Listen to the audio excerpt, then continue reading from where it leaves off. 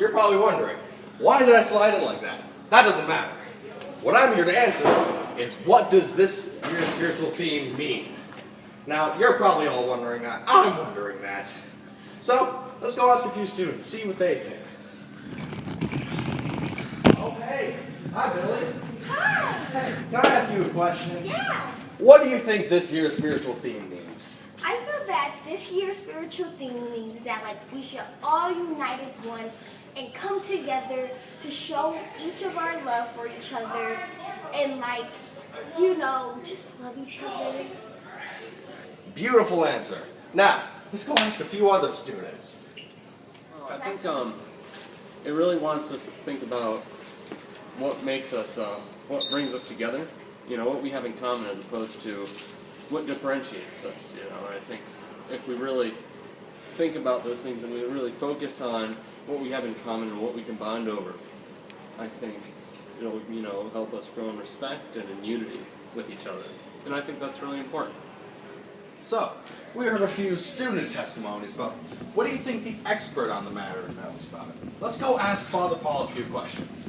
So, what does the spiritual theme mean to you? To me, it's talking about how our unity is what is ultimately going to be how the world comes to know the love of God. How will this theme affect the students of Lansing Catholic? I'm hoping is that we spend a lot of time really focusing on the first half, right?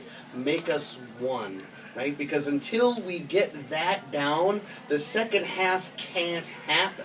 And so we are focusing a lot, I think, on that unity, because as soon as we have that unity, we have a lot of the other components already in place that as we come together as one, the love of God, in theory at least, and I'm hoping in practice, is just going to kind of emanate, just kind of flow very naturally from that unity. And so focusing on that first piece, that unity piece, I think is where I hope to make the most impact with students. How can we live out the spiritual theme?